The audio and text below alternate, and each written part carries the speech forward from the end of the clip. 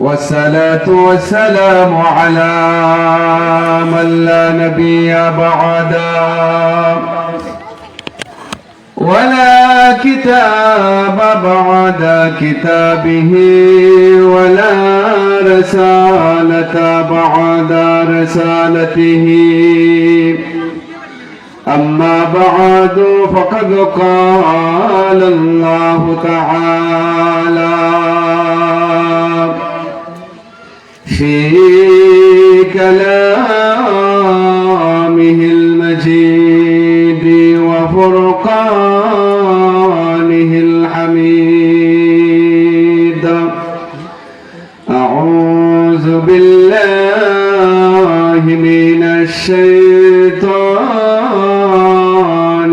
الرجيم بسم الله الرحمن الرحيم يا أيها الذين آمنوا توبوا إلى الله توبة نصوحا عسى ربكم أن يكفر عنكم سيئاتكم ويدخلكم جنات تجري من تحتها الأنهار وقال النبي صلى الله عليه وسلم التائب من الذنب كمن لا ذنب له أو كما قال النبي عليه الصلاة والسلام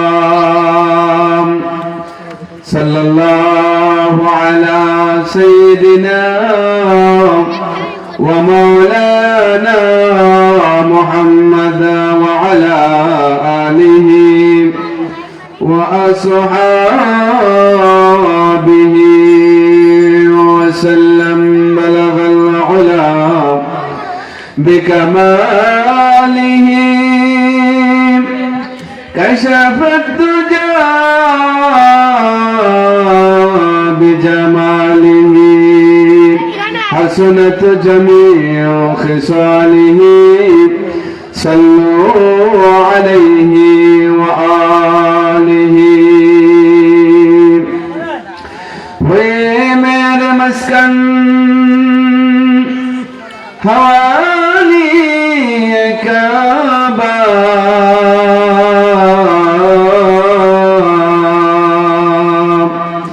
وے میرے مدفن دیار مدینہ بلغ العلا بكماله كشف الدجى بجماله حسنت جميع خصاله صلوا عليه وآله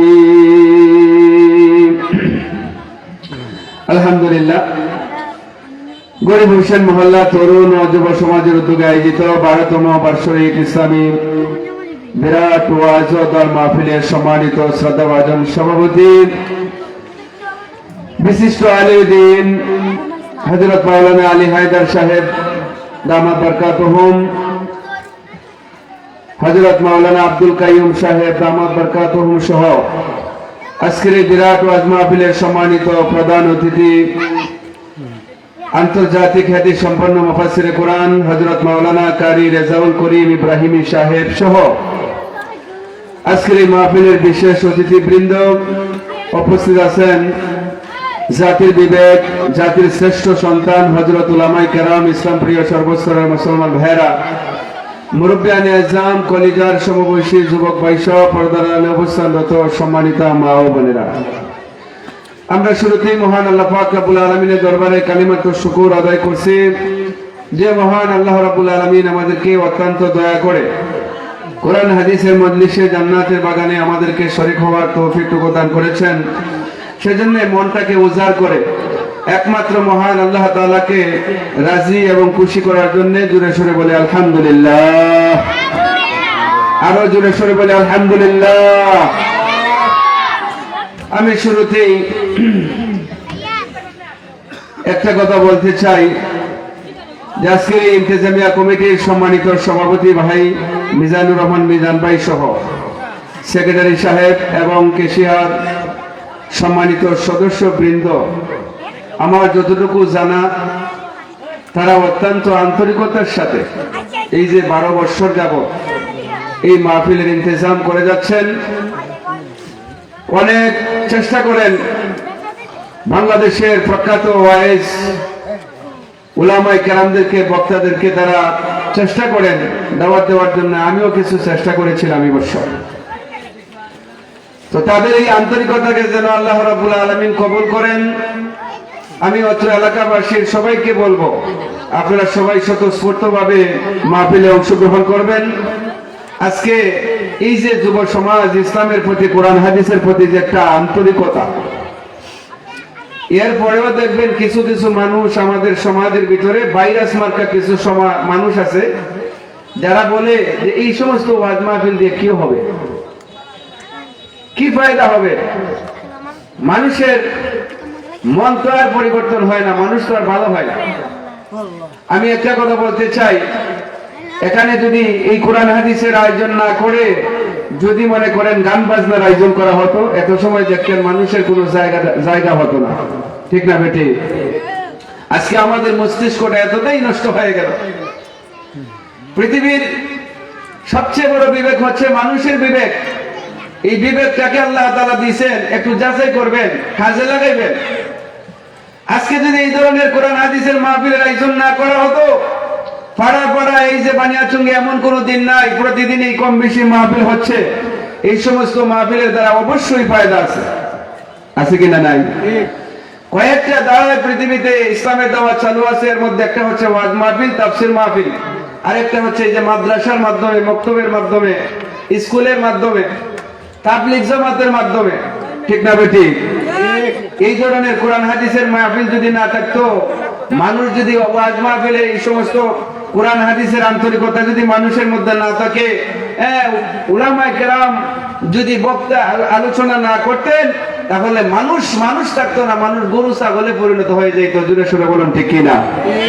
এই জন্য আমি শুরুতেই তাদেরকে মুবারকবাদ জানাচ্ছি, এই গরিব হোসেন মহল্লা, এই তরুণ যুব সমাজদেরকে। আমরা দোয়া করব আল্লাহ তাআলা যেন তাদেরকে কিয়ামত পর্যন্ত যাতে করে আল্লাহ রাব্বুল আলামিন এই মাহফিলটাকে জারি রাখেন। এই উসিলায় যেন মহান আল্লাহ অত্র এলাকাবাসীর জিন্দা মুর্দা সকলকে মাফ করে দেন। সকলে বলি আমিন। প্রিয় হাজিরিন, সময় অত্যন্ত কম। আমি আপনাদের সামনে যে আয়াতে কারিমা তেলাওয়াত করেছি, আল্লাহ তাআলা বলছেন, يا أيها الذين آمنوا توبوا إلى الله توبة نصوحا عسى ربكم أن يكفر عنكم سيئاتكم ويدخلكم جنات تجري من تحتها الأنهار। ভাইরা আমার লক্ষ্য করে দেখুন, আল্লাহ রাব্বুল আলামিন দুনিয়ার সমস্ত ঈমানদারদেরকে সম্বোধন করে আল্লাহ রাব্বুল আলামিন আমার তেলাওয়াতকৃত আয়াতের মধ্যে বলতেছেন, হে ঈমানদারগণ, হে বিশ্বাসীগণ, তোমরা আল্লাহ রাব্বুল আলামিনের কাছে তওবা করো, তাওবায়ে নাসুহা করো, আন্তরিকতার সাথে তওবা করো। তোমরা যদি আন্তরিকতার সাথে তাওবায়ে নাসুহা করতে পারো, আল্লাহ রাব্বুল আলামিন বলেন, আমি আল্লাহ তোমাদের জীবনের সমস্ত গুনাহ সমূহ মাফ করে দেব। সুবহানাল্লাহ। শুধু তাই নয়, আল্লাহ রাব্বুল আলামিন বলেন, তোমাদের যত গুনাহ আছে সমস্ত গুনাহ সমূহকে আমি আল্লাহ রাব্বুল আলামিন বদলাইয়া দিব। চিৎকার করে বলি সুবহানাল্লাহ। শুধু তাই নয় ভাইরা আমার, লক্ষ্য করে দেখুন, আল্লাহ রাব্বুল আলামিন বলেন, আমি আল্লাহ রাব্বুল আলামিন তোমাদেরকে জীবনের সমস্ত গুনাহ সমূহকে বদলাইয়া দিব। তা নয়, আমি আল্লাহ রাব্বুল আলামিন তোমাদেরকে এমন একটা জান্নাতের মধ্যে দাখিল করাবো, প্রবেশ করাবো, যেই জান্নাতের তলদেশ দিয়ে ঝর্ণা সমূহ প্রবাহিত হয়। চিৎকার করে বলি সুবহানাল্লাহ। হাদিস শরীফের মধ্যে বিশ্ব নবী রাহমাতুল লিল আলামিন বলেন, আত-তাইবু মিনাজ যামবি কামান লা যামবা লাহু। আল্লাহর নবী বিশ্ব নবী রাহমাতুল লিল আলামিন বলেন, গুনাহ থেকে তওবাকারী ব্যক্তি যেন ওই ব্যক্তির মতো যেন সে গুনাহই করে না। ভাইরা আমার লক্ষ্য করে দেখুন, অন্য এক আয়াতের ভিতরে আল্লাহ রাব্বুল আলামিন বলেন, قل يا عبادي الذين اسرفوا على أنفسهم لا تقنطوا من رحمة الله। আল্লাহ রাব্বুল আলামিন বলেন, নবীজি আপনি আমার বান্দা বান্দীদেরকে জানায়া দেন, তোমরা যারা গুনাহ করতে করতে নিজের জীবনটাকে ধ্বংস করে ফেলেছো, নিজের জীবনটাকে একেবারে ধ্বংস করে ফেলেছো, লা তাকনাতু মির রাহমাতিল্লাহ। আল্লাহ রাব্বুল আলামিন বলেন, ওগো নবীজি তাদেরকে আপনি বলে দিন, লা তাকনাতু মির রাহমাতিল্লাহ, তারা যেন আমি আল্লাহর রহমত থেকে নিরাশ না হয়। আল্লাহর উপর ভরসা করলে আল্লাহ আশা পূরণ করেন কিনা করেন না? ভাইরা আমার লক্ষ্য করে দেখুন, অসংখ্য অগণিত ঘটনা পাওয়া যায় হাদিসের কিতাবের ভিতরে। মুফাসসিরিনে কেরাম উল্লেখ করেছেন, যার মধ্যে 3টা শর্ত পাওয়া যাবে। ওই ব্যক্তি যখন আল্লাহ রাব্বুল আলামিনের কাছে তওবা করে, আল্লাহ রাব্বুল আলামিন তার তওবাকে কবুল করেন। আমার পানের ভাইয়েরা, 1 নম্বর হলো অতীতের গুনার জন্য লজ্জিত হওয়া, অনুতপ্ত হওয়া। 2 নম্বর হলো বর্তমানে গুনাহ ছেড়ে দেওয়া। 3 নম্বর শর্ত হলো ভবিষ্যতে গুনাহ না করার অঙ্গীকার করা। এই 3টা শর্ত পালন করে যারা আল্লাহ রাব্বুল আলামিনের কাছে তওবা করে, আল্লাহ রাব্বুল আলামিন তার তওবাকে কবুল করে। আমরা মানুষ মাত্রই গুনাহ করি। ভাই আমার, বন্ধুরা আমার, অনেক কষ্ট করে আইসো যেহেতু করেছেন, অনেক কষ্ট করে যেহেতু আয়োজন করা হয়, এই জন্য এটাকে অবহেলার নজরে তাকানোর কোনো সুযোগ নাই। আমার পানের ভাইয়েরা, বর্তমানে ইহুদি নাসারারা একটা জিনিস লক্ষ্য করলে পাওয়া যায়, ইহুদি নাসারারা বর্তমানে তারা উঠে পড়ে লেগেছে। যেই তাবলীগ জামাত, ভাইয়ের আমার, যেই তাবলীগ জামাতের মাধ্যমে প্রতিদিন অসংখ্য গণিত মানুষেরা কালিমা পড়ে মুসলমান হচ্ছে, নিরলস ভাবে, স্বার্থহীন ভাবে যারা দাওয়াতের কাজ চালাচ্ছেন, আজকে বর্তমানে দেখবে এই তাবলীগ জামাতটাকেও বন্ধ করে দেওয়ার ষড়যন্ত্র চক্রান্ত চলছে। দূরে সরে বলুন ঠিক কিনা? আমরা ফেসবুকের মধ্যে দেখেছি কয়েকদিন আগেও, গত 2 দিন আগে, ভাইয়ের আমার, তাবলীগের মাঠে, কাকরাইল মাঠে যারা পাহারাদারি করছে, একদল সাতপন্থী সন্ত্রাসীর বাহিনীরা ওই সমস্ত নিরলস নিরপরাধ মানুষদেরকে 5 জন ভাইকে শহীদ করে দিয়েছে। কিছু কিছু কুলাঙ্গার মিডিয়া আছে, তারা ফেসবুকের মাধ্যমে লেখালেখিও করতে আমরা দেখেছি। কিছু কিছু কুলাঙ্গার মার্কা মিডিয়ারও আছে, তারা লেখালেখি করতেছে যে তাবলীগ জামাতকে বন্ধ করে দেওয়া হোক। নাউজুবিল্লাহ বলেন না আপনারা? তারা যেভাবে এরকম ভাবে যেহেতু মারামারি করে, সন্ত্রাসী করে, এই জন্য তাদের এই জামাতকেই বন্ধ করে দেন, বিশ্ব ইজতিমাকে পর্যন্ত বন্ধ করে দেওয়ার জন্য তারা দাবি জানাচ্ছে। আমরা জানাই দিতে চাই, আজকের এই গরিব হোসেন মহল্লার তাফসীর মাহফিল থেকে তাবলীগ জামাত কোনোদিন সন্ত্রাস হতে পারে না। তারাই হচ্ছে সাতপন্থীরাই হচ্ছে সন্ত্রাস। জোরে সরে বলুন ঠিক কিনা? আমার ভাইয়েরা, আমরা দাবি জানাচ্ছি বর্তমানে বাংলাদেশের সর্বস্তরে উলামায়ে কেরাম সহ এই সাতপন্থীদেরকে, এই কুত্তা বাহিনীদেরকে যদি, এই সন্ত্রাস বাহিনীদেরকে যদি নিষিদ্ধ ঘোষণা না করা হয়, তাহলে অচিরেই আমরা বাংলাদেশের উলামায়ে কেরাম সহ জনগণকে নিয়ে আমরা গণমিছিলে আমরা ডাক দেব। আপনারা রাজি আছেন তো সবাই? আমরা এই বাংলাদেশকে গোসল করে দেব। বর্তমানে যে তাবলীগ জামাত আপনারা জানেন, উলামায়ে কেরামের নেতৃত্বে তাবলীগ জামাত এই বিশ্ব ইজতেমা অনুষ্ঠিত হয়। আজকে দেখা যায় তাবলীগ জামাতটাকে নিয়েও বিভিন্ন ভাবে চক্রান্ত এবং ষড়যন্ত্র শুরু হয়েছে।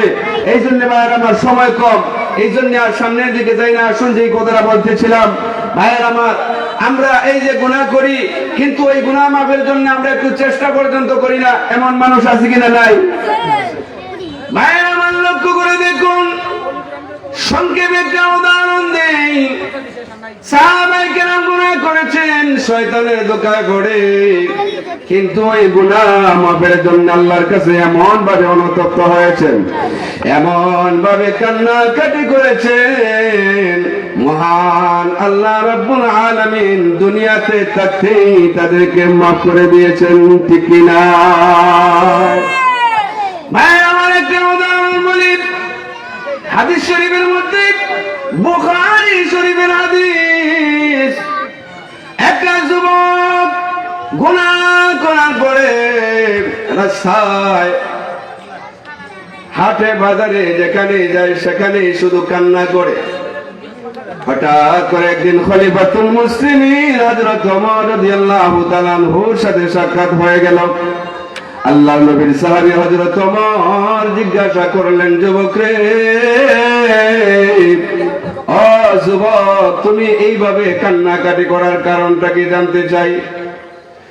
ওই যুবক তখন ডাক দিয়ে বলে, হুজুর, আমি এমন জঘন্যতম গুনাহ করেছি, যেই গুনাহের কথাটা আপনার কাছে বলা যাবে না। আপনি যদি আমাকে বিশ্ব নবী রাহমাতুল লিল আলামিনের কাছে আপনি যদি আমাকে নিয়ে যান, তাহলে আমি বলবো, অন্যথায় আপনার কাছে বলা যাবে না। হযরত ওমর রাদিয়াল্লাহু তাআলা আনহু ওই যুবকটাকে বিশ্ব নবী রাহমাতুল লিল আলামিনের কাছে নিয়ে গেলেন। আল্লাহ নবীকে ডেকে বলেন, আল্লাহ নবীজি, এই যুবকটা এমন কি গুনাহ করে ফেলেছে, যেই গুনাহ মাফের জন্য শুধু কান্নাকাটি করে। আমি জিজ্ঞাসা করেছিলাম, আমার কাছে বলে নাই। আল্লাহ নবীজি আপনার কাছে নিয়ে এসেছে, আপনার কাছে নাকি বলবে। আল্লাহ নবী ডাক দিয়ে বলে, যুবক, বলো দেখি এমন কি গুনাহ করেছো? ওই যুবকটা ডাক দিয়ে বলে, হুজুর, আমি যে জঘন্যতম গুনাহ করে ফেলেছি, এই গুনার কথাটা যে আপনার কাছে আমি বলবো, সাহসই আমি পাচ্ছি না। আল্লাহর নবী ডাক দিয়ে বলেন, যুবক রে, তুমি এমন কি জঘন্যতম গুনাহ করেছো? তোমার গুনাহ কি আল্লাহর আরশের চাইতেও বড় হবে নাকি? ওই যুবকটা ডাক দিয়ে বলে, হুজুর, আমার ধারণা আমি যে গুনাহ করেছি, অপরাধ করেছি, আমার মনে হয় আমার গুনাহটা আল্লাহর আরশের চাইতেও বড় হবে।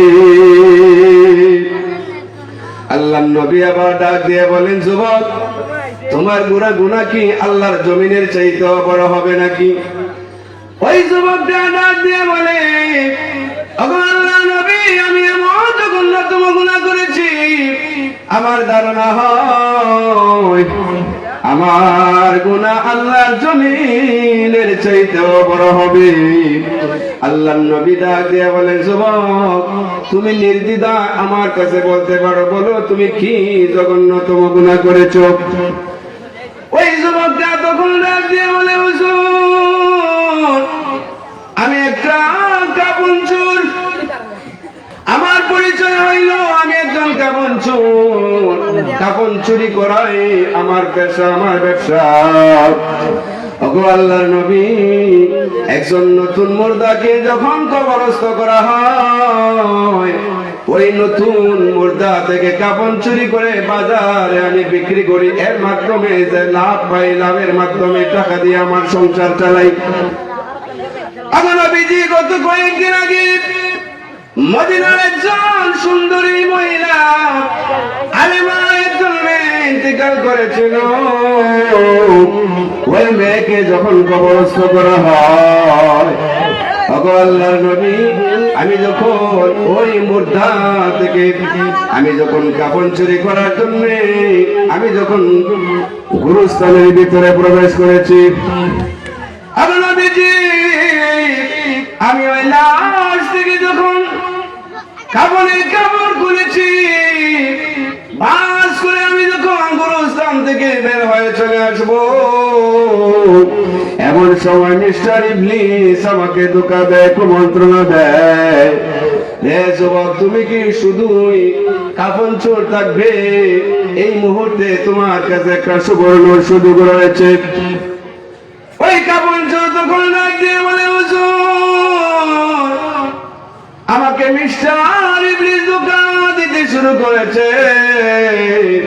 হে যুবক, এই গুরুস্থানের ভিতরে খবরের ভিতরে কোনো মানুষ নাই, শুধু অন্ধকার। ওই দিকে যে ওই লাশটা অত্যন্ত সুন্দরী মেয়ের লাশ, এই মুহূর্তে তুমি কবরের মধ্যে একটু জিনা করে যাও।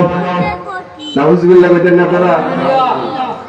ভাইয়ের আমার লক্ষ্য করে দেখুন, কাফন চোর তখন দিয়ে বলে, হুজুর মিস্টার ইবলিস আমাকে ধোঁকা দিতে শুরু করেছে। এমন ভাবে ধোঁকা দিতে শুরু করেছে, এখন নবীজি শয়তানের প্রভু চলায় পড়ে, শয়তানের ধোঁকায় পড়ে। আমি তখন ওই লাশের মৃত লাশের সঙ্গে জিনা করার পরে এখন নবীজি আমি যখন বের হয়ে চলে আসবো, আমি লক্ষ্য করে দেখি ওই লাশটা জীবিত হয়ে আমার দিকে উদ্দেশ্য করে বলে, যুবক রে যুবক, আমি ইন্তেকাল করার পরে আমার আত্মীয় স্বজনেরা আমাকে কবরস্থ করেছে পাক পবিত্র অবস্থায়। আজকে তুমি সেই কবরের মধ্যে এসে আমাকে নাপাক করেছ। আমি আল্লাহ রাব্বুল আলামিনের কাছে বলি, কিয়ামতের মাঠে যেন আল্লাহ এটার কঠিন বিচার করেন, এটার উপযুক্ত বিচার করেন। আল্লাহর নবী শোনার পরে ডাক দিয়ে বলে, যুবক তোমার মতো অপরাধী, তোমার মতো জঘন্য গুনাহগার আমার বাড়িতে জায়গা নাই, তুমি আমার বাড়ি থেকে বের হয়ে যাও। আমার পানের ভাইয়েরা, বিশ্ব নবী রাহমাতুল লিল আলামিন যুবকটাকে বের করে দিলেন। ওই যুবকটা দেখা যায় একটা জঙ্গলের ভিতরে, পাহাড়ের ভিতরে প্রবেশ করে সিজদার মধ্যে পড়ে শুধু কান্দে, প্রভু গো আমি গুনাহ করেছি, অপরাধ করেছি, আল্লাহ ওই গুনাহ মাফের জন্য নবীজির কাছে আমি গিয়েছি। আজানের সময় হয়ে গেছে। তো যাই হোক প্রিয় হাজিরিন, যদি আল্লাহ তাআলা আমাকে তৌফিক দান করে বাকিটুকু আলোচনা হবে। যেহেতু আজানের সময় হয়ে গেছে আর সামনের দিকে যাব না, যাই আলোচনা করলাম আল্লাহ তাআলা যেন আমাদের সকলকে বাস্তবে আমল করার তৌফিক দান করেন। সকলে বলি আমিন। ওয়া আখিরু দাওয়ানা আলহামদুলিল্লাহি রাব্বিল আলামিন।